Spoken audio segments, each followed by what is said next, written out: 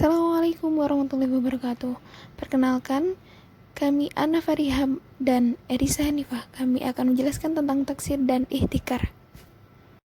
Secara bahasa, taksir berasal dari kata sa'ro ya'siru sa'ron, yang berarti menyalakan.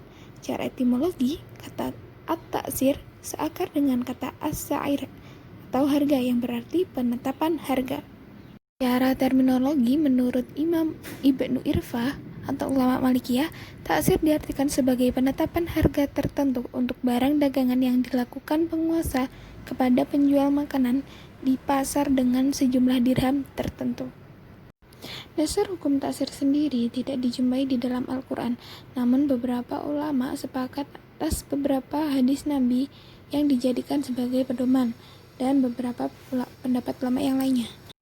Para ulama fikih membagi taksir menjadi kedua macam. Yang pertama, harga yang berlaku secara alami tanpa campur tangan dan ulah para pedagang.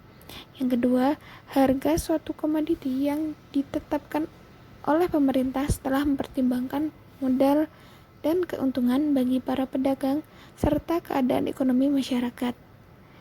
Dalam penetapannya, taksir memiliki beberapa syarat. Syarat yang pertama adalah komoditas barang atau jasa itu sangat dibutuhkan masyarakat banyak. Yang kedua, terbukti bahwa para pedagang melakukan kesewenang-wenangan dalam menentukan harga komoditas dagangan mereka. Yang ketiga, pemerintah tersebut adalah pemerintah yang adil. Yang keempat, pihak pemerintah harus melakukan studi kelayakan pasar dengan menunjukkan ahli ekonomi. Yang kelima, penetapan harga itu dilakukan dengan terlebih dahulu mempertimbangkan modal dan keuntungan para pedagang. Dan yang terakhir, ada pengawasan yang berkesinambungan dari pihak penguasa terhadap pasar, baik yang menyangkut harga ataupun yang menyangkut stok barang, sehingga tidak terjadi penimbunan oleh para pedagang yang nakal. Poin pembahasan kita yang selanjutnya adalah ihtikar. Ihtikar secara bahasa berasal dari kata hakiro atau hakara, yang berarti menahan makanan sambil menunggu.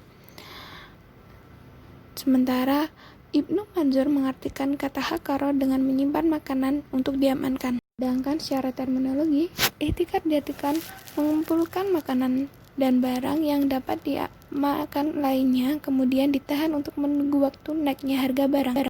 Dasar hukum ihtikar sendiri dari Al-Quran, hadis, dan ijma' para ulama. Dari hadis, Nabi Shallallahu Alaihi Wasallam bersabda, barang siapa yang menaikkan harga barang kepada para muslimin, Allah berhak menempatkan mereka di suatu tempat yang luas di dalam neraka pada hari kiamat kelak. Sedangkan dalam ayat Al-Quran, Allah berfirman dalam Quran surat An-Nisa ayat 29, hai orang-orang yang beriman, janganlah kamu saling memakan harta sesamamu dengan jalan yang batil, kecuali dengan jalan perniagaan yang berlaku dengan suka sama suka di antara kamu. Syarat-syarat barang dikatakan ihtikar. Yang pertama, bahwa barang yang ditimbun adalah kelebihan dari kebutuhan serta tanggungan untuk persediaan selama 1 tahun penuh, karena seseorang tanggungan untuk persediaan nafkah untuk dirinya dan keluarganya dalam tenggang satu waktu selama 1 tahun.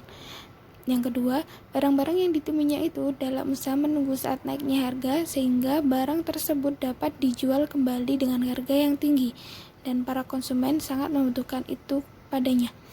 Yang ketiga, penimbunan itu dilakukan pada saat manusia sangat membutuhkan barang tersebut, seumpamanya makanan, pakaian, dan yang lainnya, sehingga orang sangat membutuhkan barang tersebut. Demikian presentasi kami hari ini. Untuk segala perhatiannya kami ucapkan terima kasih. Wassalamualaikum warahmatullahi wabarakatuh.